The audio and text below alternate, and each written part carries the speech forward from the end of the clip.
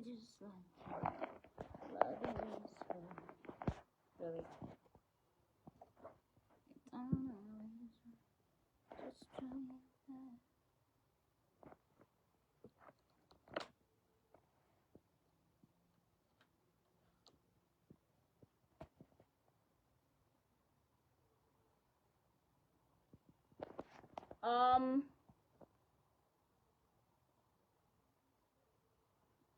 Is my guest here? Irene? Okay, just a minute. Hi everyone. So I just wanted you guys to know the law, like in regard to the Computer Misuse and Cybercrime Amendment Bill, now Act of 2024. Yeah, I'm struggling to have this set up. Sorry, I'm trying.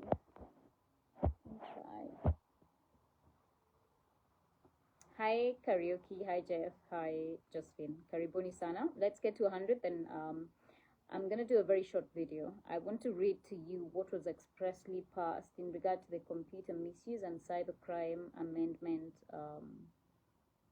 Act of 2024. So,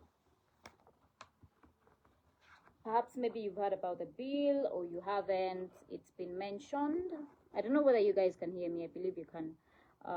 It's been mentioned a couple of times. And I'll go through the bill very quickly for you guys to internalize it. So this is not a new bill, and by that I mean it's not like a fast-tracked bill. Sometimes in Parliament we have fast-tracked bills where it's tabled on a Tuesday and by Thursday it's been finalized, or sometimes even by the next Tuesday there's a third reading and Parliament has dispensed with it. This is a bill that was drafted in 2024, so it's been around for some time, and it was drafted, like I've said previously, to address concerns in regard to gaps that are there in the existing law and how we interact with, let's say, artificial intelligence, crimes like now the SIM card swapping, like the Mulot SIM card swapping incidences. So it was actually like intentionally meant to address key gaps in the law in regard to virtual assets, digital related crimes and all that. Then we do have a clause that concerned me deeply, which is clause 3 of that act, and I want to read as it was when the bill was first published. I have a copy of it here, and the amendment that was done when the bill was voted for on the floor of the House. So that is clause 3. Clause 3 is seeking to amend section 6 of the Principal Act, that is the 2018 law, and it is amending it by inserting. So this is like not like an amendment where, let's say, you are editing or amending just like the word definition. This is a whole new paragraph. This is a whole new clause that has been inserted in regard to section 6 of the 2018 Act. So it is amended by inserting the following new paragraph immediately after paragraph J. This is the initial provision upon publishing, or at the instance of publishing this bill. It says JA.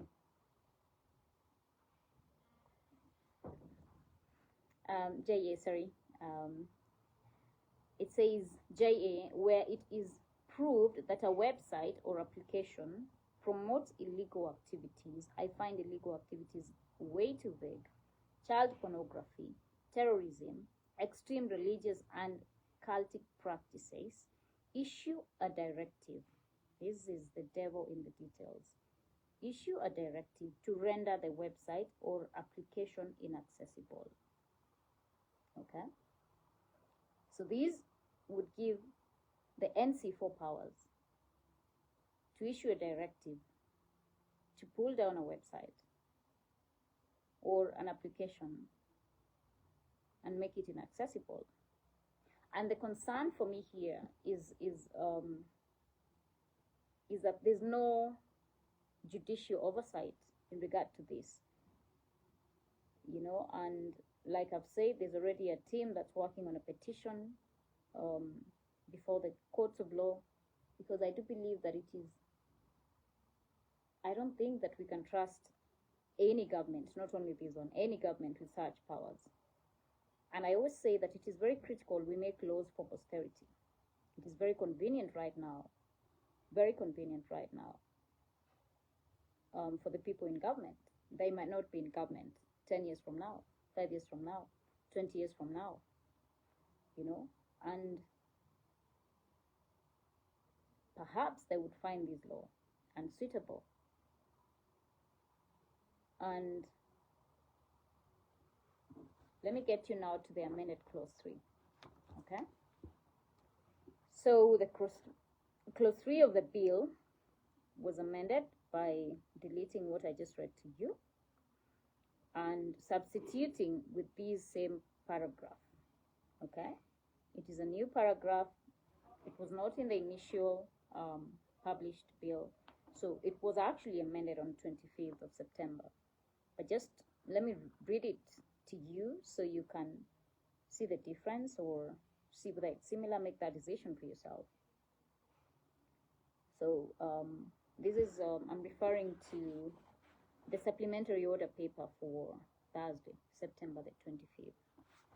It says, clause 3, JA, where it is provided that a website or application promotes unlawful activities, okay, child abuse, terrorism, or religious extremism and cultism, issue a directive to render the website or application inaccessible.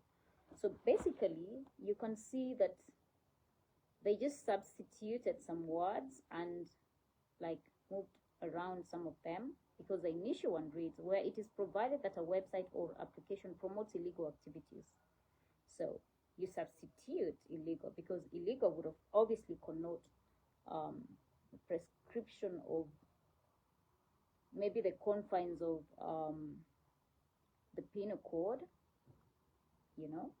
with unlawful.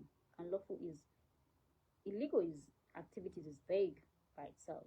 Unlawful is even way vague in regard to that. Okay? You do know that there are matters that we are dealing with currently at Kahawa law courts in regard to Gen Zs who've been charged with terrorism charges. Some of those people did not even show up for demos. Some of them were arrested while going home. We recently have one of the accused persons who was released unconditionally, and the charge sheet withdrawn, because when we asked for the evidence, of course, the prosecution will be relying on, there was absolutely nothing to present. So I do think it's very critical that we think of these things collectively in the long term. If you're only supporting it because you're pro-government, remember there's a time a government will come that perhaps will not be a government of your liking, and this law is going to be rendered equally across board. The drafters of the 2012 Porter Prevention of Terrorism Act did not foresee it being used like it is being used today. And that is abuse of it, because it was a US funded, with the UK help, court of law to deal with international crime of terrorism. But then the drafters said, well, let's leave it vague. It doesn't concern our people, maybe perhaps they thought it concerns it fits a particular perspective, but they left it vague, and now it is biting everyone. You don't know who it's going to bite next. It might bite you next in the next government. And with these things, you just never can tell. You just never can tell who's going to be in power now, who's going to be in power tomorrow, who's going to be in power 10 years from now. So please, let us of course, maintain law and order. I do think that there are avenues to address these matters. Of course, there's a petition being worked on. We will be going to the courtrooms to argue these out and to make sure that, yeah, I'm trying to be audible. I'm sorry. I'm going to get a mic so I can be doing this a lot more. We are going to go to court about this. There are avenues for this. I do need to stress rather that I don't see the need for demonstrations in regard to this, because like I've said, there are other avenues. We have the courtrooms, and I wouldn't want any other young person to die on the streets or to be harmed on the streets because they're trying to fight for a better Kenya. I think there are other ways to fight, and I do think that Mogambi, you can't make me laugh. No, I don't need to do a makeup, but this is my natural hair, and I wanted to wear it a bit. Anyway, so I do think it's very important that we stay alive to the laws that Parliament is passing.